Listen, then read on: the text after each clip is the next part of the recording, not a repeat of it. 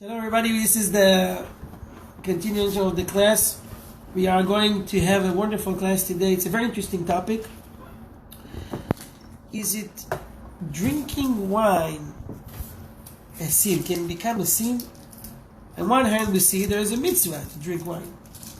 Kiddush, Shabbat, Yom Tov, holidays, celebration. How the Torah treat this topic? What can get wrong?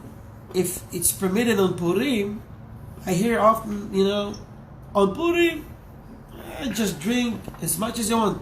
You know what? Not only permitted, it's mandatory. You must get drunk. True or not true? What's the limit? Sometimes you're so enthusiastic to do mitzvah, and it turns out as a sin. So, what's the rules? Where's the limit? How much? When? Which occasions? With whom? We'll answer that today with more surprising things. We are on the book of the gates. We are on the book of Orchot Tzadikim, the ways of the Tzadikim. It's the gate of joy. In the middle of this topic, Lishama, bevakasha, please. Drinking wine, however, is very good when it is done properly in the manner of the wise. As King Shlomo wrote, Mishlei 31, 6-7. Give strong drink to him who is in despair, and wine to the bitter in soul. Let him drink and forget his poverty, and remember his toil no more. It is further said of wine, Shoftim 9:13, that it gladdens Hashem and man. Tehillim 104:15, and wine makes glad the heart of man. It is also written, Shir Hashirim 1:2, for your love is better than wine, and Ibid 7:10, and your palate is as the best wine. All of these teaches us that the benefits of wine, when it is drunk in moderation, in the manner of the wise, in which case the mind rules over the wine. That's the rule. And not the wine over the mind. Right. So everyone know their limits. If I drink half a cup of wine, to me it's enough. For some people, if they drink the whole cup is enough.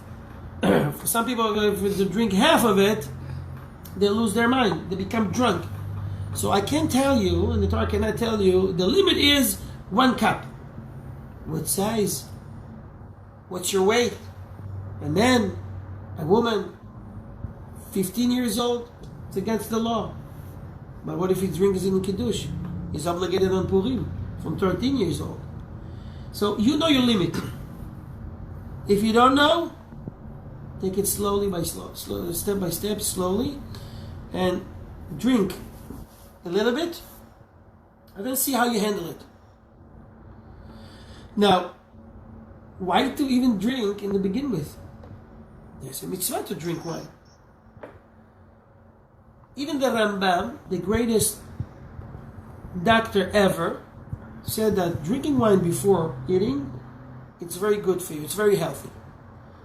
He opens the stomach, the veins expanding, and your stomach is ready to receive food. A little bit. I'm not talking about drinking vodka and whiskey. There are some people, for them, is a mitzvah to pursue after vodka and whiskey. Every celebration, you see them always by the bar.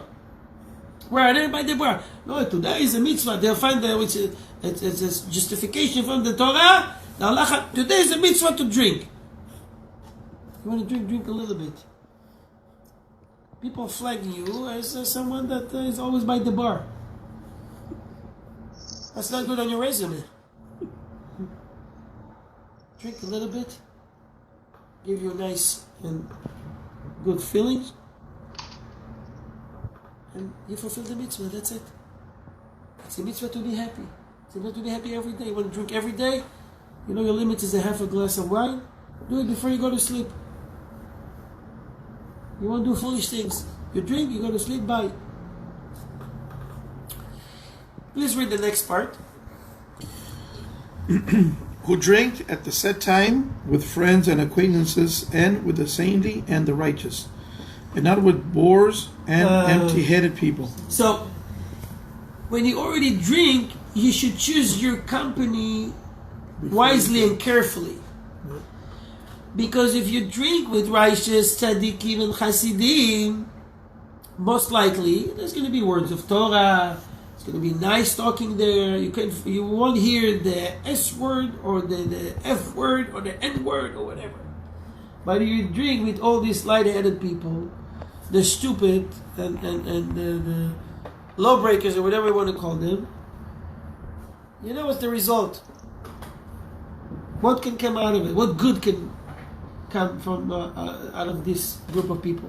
I'm not sure. People will tag you according to your company. Tell me who your friends. I'll tell you who you are. Always you want to be around the scholars, people that can influence you and watch you so you won't fall. In the other company, they'll make sure you'll fall. Drink today's celebration. More and more and more for the sake of stupidity. What are you trying to get out of it? So, you want to drink alone with the measure? Fine. If you drink in celebration, choose the right table to be with. Always. When you drink and when you don't drink. And especially when you drink. If anyone will watch you, it's them. And you see that they themselves, they don't drink much. So you won't be encouraged to drink. Sometimes there's a mitzvah to drink. Let me give you another halacha. Every Shabbat, every time you do a kiddush, when the head of the household says, he drinks, and then he gives to everyone a sip. Halachically, they don't have to. By listening to the mitzvah, to the barakah, the blessing, they fulfill the mitzvah. Why they sip from the wine? It's called lechibuv mitzvah, to show Hashem that we found His mitzvah, we like His mitzvot. In a case you want to drink wine during the meal, by taking these sips, a little amount of wine, you don't have to say extra beracha. But if you didn't drink after the kiddush, and there's a wine on the table, they bring you wine on the table, then you have to say borek gefen. Okay? You'll be exempt only if you drink. So this is why another reason why we're giving everyone the opportunity to participate in such a mitzvah, just so you know, you don't have to. If you didn't get wine, don't get upset. It's not mandatory halachically. Right. For wine will increase the wisdom of the deep. It is a tree of life for those who keep the law. Wine increases the wisdom of the wise. The folly of the fool, it multiplies. The lovers love it renews. It renews. It stirs and the hatred of the foe. It makes giver impart more and closes the miser's heart more. Okay. You see, the Torah does not ignore from the good benefits that can come out of drinking a little bit of wine. It's good blessings. Sometimes there's hatov v'hameti during the meal. They're bringing more wine to the table. An extra blessing during Shabbat and Yom Tov, which you need to reach up to 100 blessings every day. You're saying beracha, hatov v'hameti. Some people ignore from this halacha, I don't know why. It says that for wine will increase the wisdom of the deep. Sometimes you're troubled. You went through a long day and troubles. You can focus. Sometimes a half of a cup, a little wine, will put you in focus. You relax.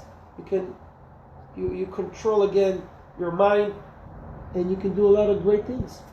So wine can be very good, but with measurement, with midah. As long as it's under control, great things can come out of it. The Talmud says, I want to share with you something very interesting, that it's in the tractate Sanhedrin, Kuf Gimel, which is 103, 2. It says the following: Gdola legima. Great is the sitting together and drinking and eating a little bit in company. It says Gdola legima. שמקרבת את הלבבות, it brings the hearts close. מרחקת את הקרובים, but sometimes can distance those who close to you. מקרבת את הרחוקים, and bring close those who are far away from you. And sometimes bad things can come. I'm going to give you some few examples. The Talmud teaches us that when we sit together and there's food on the table and there's some drinks, it makes our feels close. This is why for Jews to drink wine with a non-Jew, that's the issue, so they won't get intermarriage. But everybody knows that, right? Almost it doesn't matter if you're Jew or not Jew. People want to do business, they invite the one who want to do business with to lunch or dinner, because they know food brings people close. We learned it from Tanakh, from the Talmud. It closes the deal. It's an ancient thing, it's an old thing, everybody knows. First, let's eat and drink. We are now together, we sat on the same table, we ate together, the hearts are open. After the meal, we talk business. Never ever speak business, talk business before you eat. It's a good advice to nail a deal. We'll talk later. Eat, drink, boom. You increases the percentage to close a deal tremendously. Something can be the opposite. The lack of it can be opposite. I'll give you an example. What is the meaning of when the Talmud says that the sitting together or wine or eating together fruit can distance those who are close to you? So, if you read Tanakh, the book of Genesis, it's a well-known story. Two very famous figures. One named Abraham. His nephew Lot. Lot was with Abraham for many, many years. Abraham took care of him, took him under his wings. He taught him a lot. Lot became rich and famous thanks to Abraham. Lot was even saved by two not human people, angels, for the sake of Abraham. Should Lot be thankful to Abraham? Absolutely. The descendants of Lot should be friends with the descendants of Abraham? Absolutely. That's the basic of being grateful. It's basic. Lot coming out of Sodom, intimately with his two daughters, two nations come out of it. Moab and Ammon. What we can do, we are related to them, they're related to us. Fine. It's a fact. Ammon and Moab related to the Jewish people.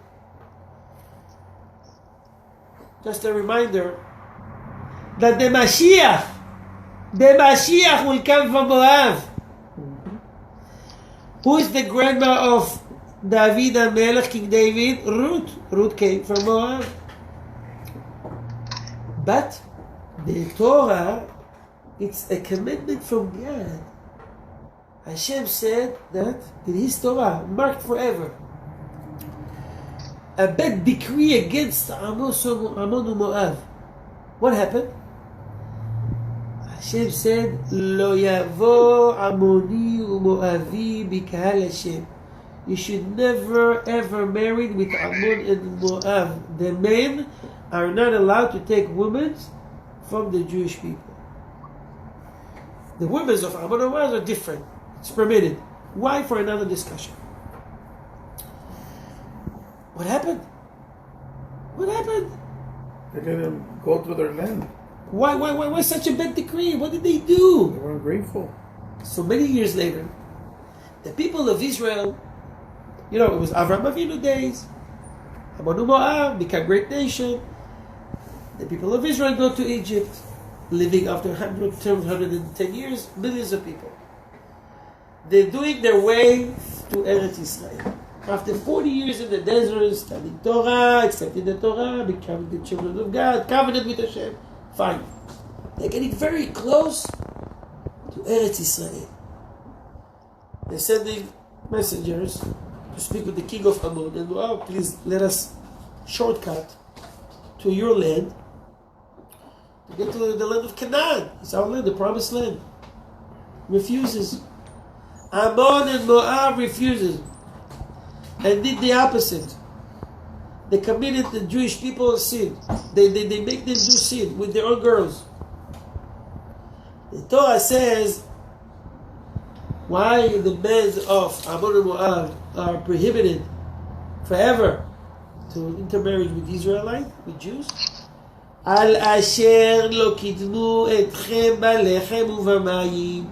Because when you wanted to go to the land of Israel, instead of welcoming you with pita, with bread, and a little bit water. I'm not talking about shawarma now, falafel, just the bread. And they were willing to pay for it. And water. No. So I'm asking one question. Hold on. Ben Israel doesn't need it anyway. They have the manna, and they have the will of Miriam. They have enough water, and they have enough bread. But the Torah said this is not their business. Ammon and Moab should welcome them. You should show your gratefulness to these people that your grandpa was like this. Abraham and Lot. Oh, the Israelite came. Wow, thanks to their grandpa, our grandpa was saved. This is why we are here. We exist in this world. Let's welcome them. Let's let them go through our land. The Jewish people promised we're not going to touch anything. Instead, they said, if you dare to come near us, we declare war against the Jewish people. Hashem said this way, I don't need these kind of people mixed with my people, with my child. And this is the obligation of the men. It's not tzniut. It's not modest that the girls of Ammon and Moab will go out with bread and water to give to the Israelites. Why the men didn't go out? Were ungrateful. They were cheap, they were stingy, I don't know. The main reason, ungrateful. And Hashem says, if these guys will mix with my people, it's going to run in the DNA. They're going to contaminate my sons, my children. I don't know, forever. That's not going to happen. So I was thinking, many years later, when Sancherim mixed the nations, I can define today who is Ammon, who is Moab. Back then, you could tell. People knew the other nations' history. But today, it's Hashem's job. He's not going to make it happen. If you're the direct descendant of Moab and Ammon of today, Hashem will make it one happen. This is Hashem's job now. But you can learn from that, if they would accept the Jewish people, welcome them with just a little bread and water, they will be permitted to join the Jewish people if they want. So those who close to us, what happened to them? Not giving wine or water, something to drink, or pita, make them now far away, distance them, rejected them. On the other hand, you can see that the wine, the bread, the water brings those who are far close to Judaism. How you can find it, where you can find this story? Many years ago again, Moshe Rabbeinu is running for his life because Pharaoh wanted to kill him. He went to the land of Cush. He was there for almost 40 years and then left the house of Yitro. Who is Yitro? Yitro is the Pope of those days. Very respectful, very wealthy, well known all over the world. The top of the top.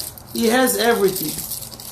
He has jewelry and cars, and he has I don't know, great salary and health insurance, is close to the king. He got it all. Moshe meets his daughters by the well, saving them from the other shepherd.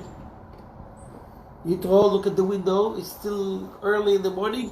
He sees daughters coming in when they usually come very late. What happened? They tell him the story. Moshe saved us. I'm sure they started when he brings all these things. What? Why didn't you bring him here? Bring him to eat bread. He invited Moshe Rabbeinu to sit down at his table to eat and drink as an act of gratefulness.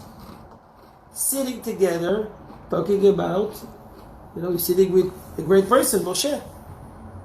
Turns out, bottom line, Moshe Rabbeinu influenced Yitro. Later on, he converted his family.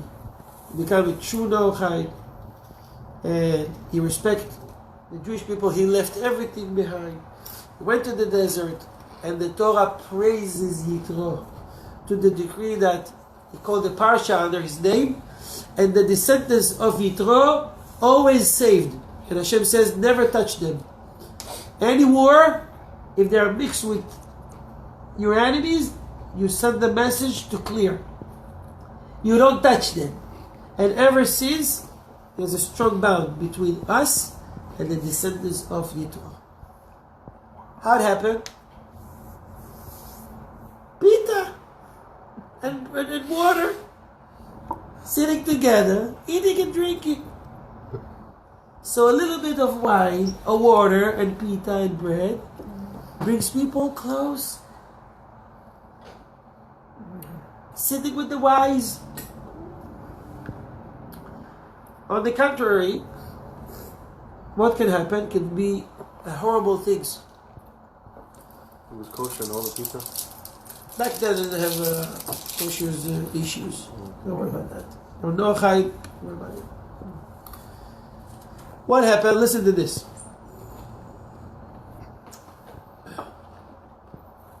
First king of Israel was Saul. His son Jonathan. Jonathan and King David, and it wasn't king yet, David were good friends. Shaul wanted to kill David. Jonathan told him, listen, if my father says he's going to kill you, you got to go run for your life. They met, they hugged, they make promises to each other, and they left. David was running by himself to a place called Nov, the city of the Kohanim. Ahimelech was the highest priest. In his possession has the ark, and he has the sword of Goliath, and they do the services in his place, in his Nov, called Nov. What happened after that was a disaster. David ran all the way. He came exhausted. David almost died. He didn't drink. He didn't eat. He knocked on Ahimelech's door and he says, give me something to eat. Ahimelech says, I have nothing. I have here only the lechem apanim. It's the holy bread. Showbread. It's for Kohanim only. Till the end of the week. What can I give you? It's a whole, you can't touch it. David told him, the halacha says that in a case of emergency, like I have right now, and you don't give me, I'll die. And he says, you're right, that's the halacha. He gave him and the people with him the food. Who was there seeing it? A guy named Doega Edomi, Doeg the Edomite, running to Shaul, says, there's a conspiracy against you. He says, who? The highest priest. Feeding your enemy. Feeding my enemy. He called Ahimelech and 80 of the Kohanim, young and old, accusing them of betraying him. And he says, Doeg, you told me about it, you gotta kill him. By the way, Shaul ordered the head of the Rabbi Avner, to do that, they didn't want to touch. He said, cut the head off. Kill the highest Kohen, highest priest. They refuses.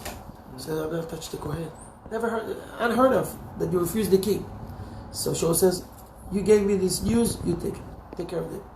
They killed all of them. Then Shaul took his army, entering the city of Non, killing all the children, their wives, the animal, wiping out the entire Jewish city of the holy people. Almost no one left. And because of that, what happened after that? The city of Nov was destroyed with all the priests. Doeg lost his share in the world to come. Shaul and his children died in the war. Why? Because Yehonatan, few nights before, did a big mistake. When he told David that his father wants to kill him, they hugged. And David says bye-bye. Yonatan forgot to give him one thing. What did he forget to give him? Bread. A pita! And water. If I would give him 2 pita, that's it. It would have saved him. It would save. All that would happen. He would have to go to Ahimelech and eat from the special holy bread. Nothing would happen to the Kohanim and not to Doeg and not to Saul and the children. Water and a simple bread can save life, can save many lives, can bring you close. Don't take this lightly when it says drink, and drink a little bit, and drink with the company, and take care of other people. Don't drink by yourself. The people there. Gedola legima. It's so great that the rabbis put it in the Talmud. The great warning. It's a red flag. With measurement and share. Could be a great thing can come out of it. A non-Jew, the Pope, can become a Jew. Or a Noachai, kosher man. Or a disaster for not giving.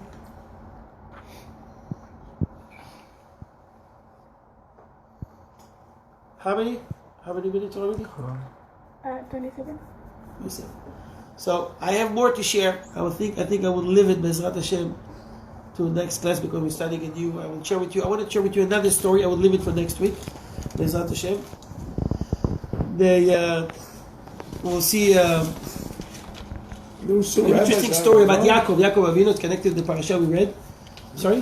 There's also a story about 2 rabbis. No, one that killed another one. Yeah, while they're drinking. Drinking Too much. It can happen. Even a rabbi will drink too much. He will act like a monkey. Yeah. He'll become an animal. There is no guarantee for anybody. Right. This is why the Torah, when they have warnings in the Torah, it's for everybody. Yeah. It's not only for the wicked, or the simple, for the wicked and for the scholars, for the righteous. Right. Same. My Torah is your Torah, same. When I'm obligated, you're obligated, exactly the same thing. Exactly. It's up to you. You choose what you want to do, what you want to do, but you're obligated. And one day you'll have to answer why you did or why you didn't. This is why we have these classes, to learn. You can bring people under the wings of Hashem with a simple bread. Bring them over to your house for Kiddush. Show them how a Shabbos table looks like. A little bit of wine and singing and Torah. I'm talking from experience. How many people, Baruch Hashem, we were able to bring close to Torah and mitzvot, to keep Shabbat and become wonderful families for just coming to your house and drinking a little bit wine and doing l'chaim, a bissel devar Torah here, a little bit song there, smiling. Everybody is happy. For them, it is tremendous change. You have to do it with measurement. You bring someone to your table for the sake of what? For the sake of drinking, you better don't call them. But to drink a little bit and for the sake of saying the Torah, saying the blessing over the food, this is what Hashem loves. And I promise you, you'll be blessed for it. Because Hashem says, when you bring my children back to me, it means that